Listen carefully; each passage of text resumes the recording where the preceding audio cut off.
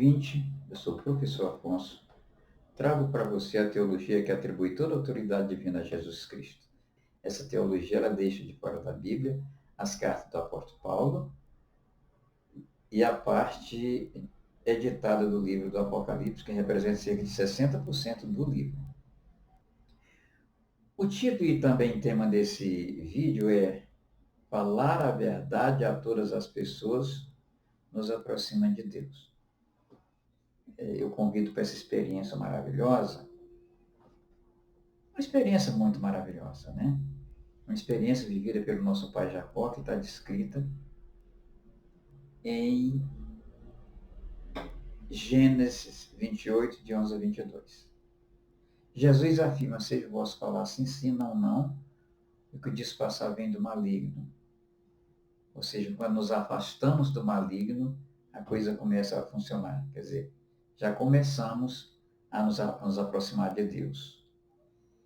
E é isso, eu convido você à experiência ético-religiosa de falar somente a verdade a todas as pessoas, em todos os contextos. Levar sua petição, sua oração a Deus e estender sua mão ao seu próximo. Algo que você não vê sendo pregado no cristianismo paulino, porque Paulo prega que o ser humano não pode amar a Deus nem ao próximo. O ser humano é muito mau. Não é verdade, isso não é verdade. Eu defendo a lei de Deus e o Evangelho de Jesus Cristo. Imagino que você também faça o mesmo, por isso eu peço que você deixe um like nesse vídeo, ative os sininhos de notificação e se inscreva no meu canal. Às vezes as pessoas dizem, olha, você fala no abominável da desolação, de onde vem esse conceito? Esse conceito vem do Evangelho de Jesus Cristo e do livro do profeta Daniel. Isso conectados, quer dizer, Jesus se referindo a Daniel. Abominável da desolação, ou anticristo, é um personagem inventado por Nero para adulterar as cartas aos romanos, 1 e 2 Coríntios e aos Gálatas.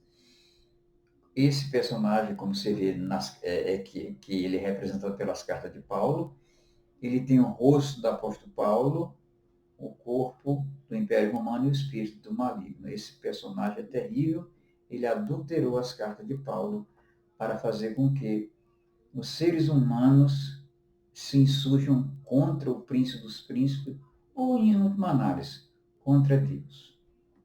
Vejamos então em que consiste o básico, o forte da doutrina paulina. A doutrina paulina consiste em ensinar que a lei de Deus é a fonte e a força do pecado, que a lei de Deus é um tutor depravado, que a lei de Deus é o fundamento que conduz à morte, que a justificação é da carne em vida mediante a fé somente, e não do Espírito após a morte, mediante fé e obras.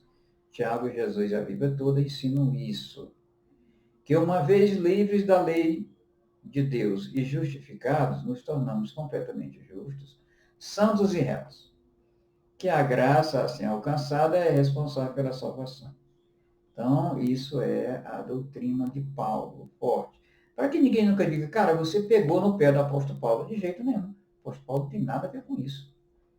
Paulo não tem absolutamente nada a ver com isso. Agora eu quero falar para você do versículo que eu trago hoje. Eu trago não só um versículo, eu trago um conjunto deles, mas um deles é motivador. Ele vem do famosíssimo capítulo 9 da carta aos Romanos. E se encontra em Romanos 9, 11 e 12. Isso mesmo, 9, 11, Romanos 9, 11 e 12. Lendo sem comentários. Todavia, antes que os gêmeos nascessem ou fizessem qualquer coisa boa ou má, a fim de que o propósito de Deus, conforme a eleição, permanecesse, não por obras, mas por aquele que o chama. Foi dito a ele, o mais velho servirá ao mais novo. Isso está em Romanos 9, 11 e 12. Novamente, eu vou ler fazendo comentários. É coisa pouca. Versículo 11.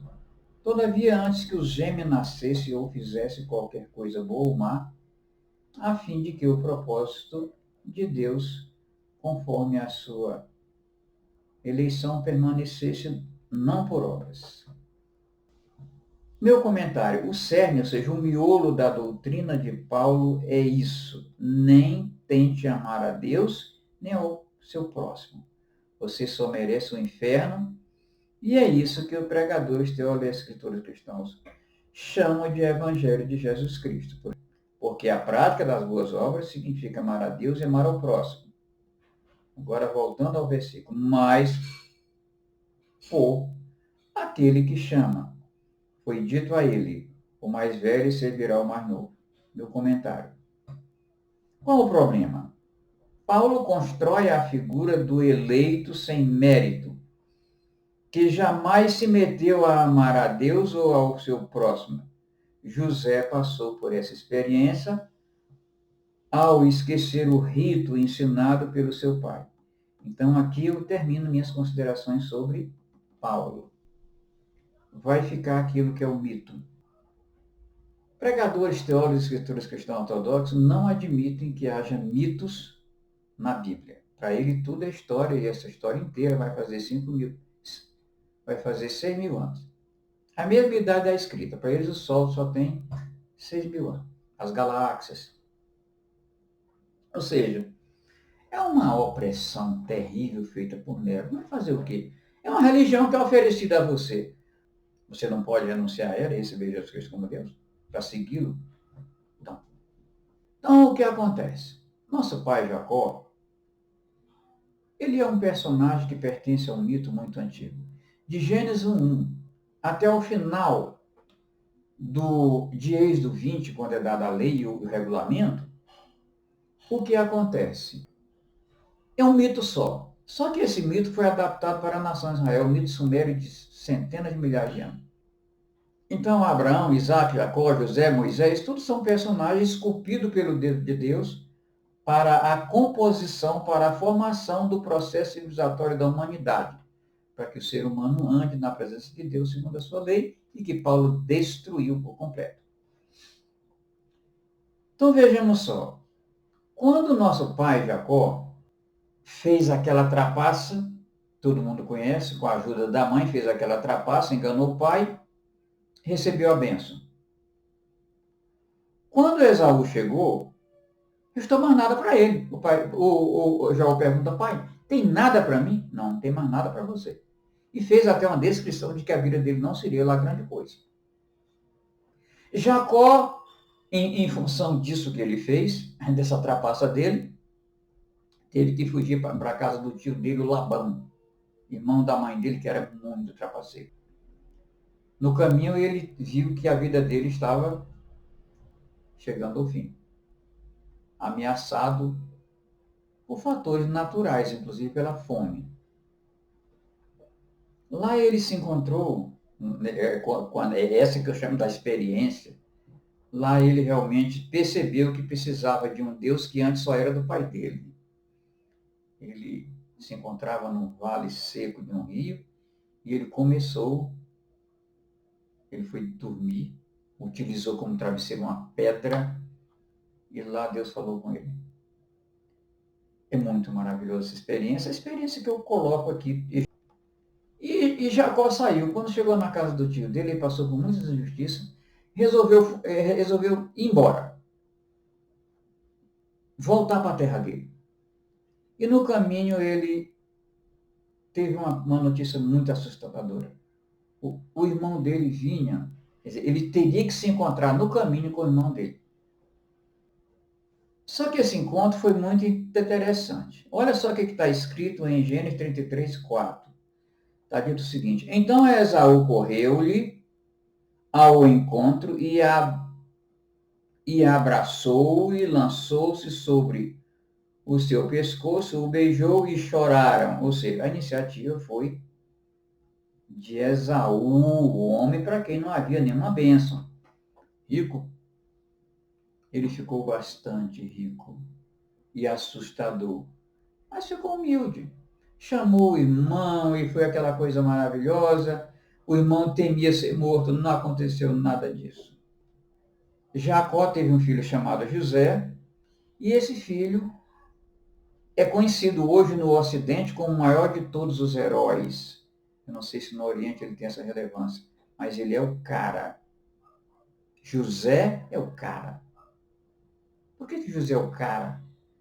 Porque ele foi muito bem sucedido. Vamos ver como é que José agiu. José foi criado pelos seus pais e seguiu o rito de falar somente a verdade, de se dirigir a Deus em oração e da compaixão. Ele andou muito bem, só que as coisas começaram, quando ele ficou adulto, as coisas começaram a desandar para ele. O que aconteceu? Ele foi realmente, todo mundo conhece aquela história, ele foi vendido pelos irmãos, comprado por um sujeito chamado Potifar. Lá realmente foi vítima de uma traição, de uma situação que a esposa fez uma acusação falsa a ele e ele foi parar na cadeia. Lá na cadeia, a mão do Senhor foi com ele e foi acabar na corte de Faraó como intérprete de um sonho. Como ele foi muito bem seguido na interpretação do sonho, o Faraó o empoderou como governador de toda a terra. E ele passou lá o tempo que foi necessário, viveu no Egito até morrer. Então, ele foi muito fiel até o momento em que ele foi empossado. A posse de José foi o fato mais glorioso, foi o fato de maior pompa descrito, eu creio que no Antigo Testamento. Só que José, o primeiro problema do José foi o seguinte: em contato com o poder, José esqueceu o rito. Aquele rito, quer dizer, aquele rito concebido pelo pai dele, de falar somente a verdade a todas as pessoas, em todos os contextos, dirigir a Deus em oração e dar compaixão. Ele começou a apresentar uma religiosidade estranha. Começou a mentir muito. Embora as pessoas digam que José foi um tipo de Cristo. O que é um tipo de Cristo? É uma coisa igualzinha a Jesus, menor apenas em proporções. Isso é tudo mentira. Então vejamos um dos casos bem interessantes. José mentiu muito naquela relação com os irmãos. José se vingou muito dos seus irmãos. E ainda no final, ele deixou, como os irmãos estavam com muito medo dele, ele ainda deixou para Deus acabar de vingar. Então José era muito vingativo. Agora, um dos casos mais emblemáticos da vida de José foi a mentira perante Faraó. Está escrito em Gênesis 46, 33 e 34. José disse para os seus irmãos e seus pais, e seu pai: quando o Faraó mandar chamá-los e perguntar: em que vocês trabalham? Respondam-lhe assim: teus servos criam rebanhos desde pequenos, como fizeram nossos antepassados. Assim lhes será permitido habitar na região de Gósen, pois todos os pastores são desprezados pelos egípcios. Vê o comportamento dos irmãos de José. José foi dar a notícia ao faraó: meu pai e meus irmãos chegaram de Canaã, com suas ovelhas, seus bois, tudo o que lhes pertence. E estão agora em Gósen. Depois escolheu 5 de seus irmãos e os apresentou a Faraó. Perguntou-lhe o Faraó: em que vocês trabalham? Ele lhe respondeu: teus servos são pastores como os nossos antepassados. Não mentiram. Eles falaram a verdade. E eles foram habitar na melhor terra de Gósen e ainda arrumaram um emprego lá como, sei lá, chefe dos vaqueiros, não sei. Mas é assim. É assim, não tenha medo de falar a verdade, não tenha medo de falar a verdade. Quando José teve seus filhos no Egito, 2 filhos.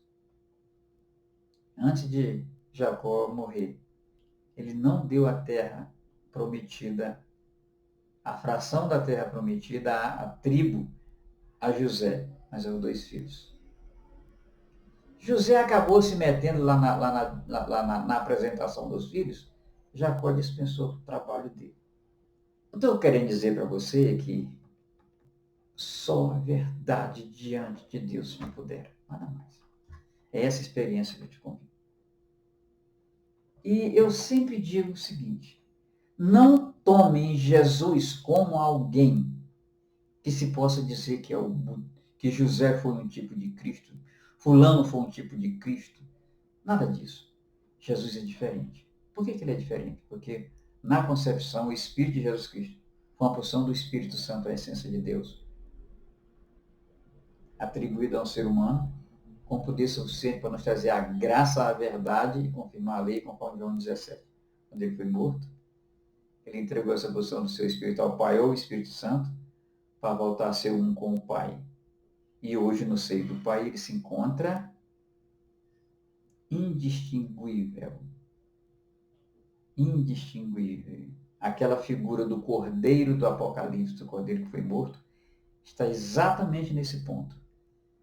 Tanto faz você pensar no Cordeiro que foi morto, na porção do Espírito Santo que foi atribuída a um ser humano, como no próprio Deus. Por isso eu digo, procure o Evangelho de Jesus Cristo, viva o Evangelho de Jesus Cristo. Eu tenho certeza que um dia você vai ter a necessidade de receber Jesus Cristo como Deus. Eu sei que esse trabalho se baseia em revelação divina. Eu recebi a revelação divina para desvendar os livros do Apocalipse, Daniel e as cartas de Paulo. Mas você não é obrigado a acreditar. Eu gostaria que você acreditasse. Se viesse ao meu canal, conferisse tudo bonitinho. Eu quero também convidar você a que viemos reconstruir um cristianismo mais verdadeiro, ético e socialmente responsável. Porque esse que está aqui está muito ruim. Você sabe que está. Não tem nada a ver com Jesus Cristo. E eu deixo meu e-mail aqui, para se vocês quiserem entrar comigo, eu agradeço. E também agradeço você por ter assistido esse vídeo até aqui. Que Deus o abençoe.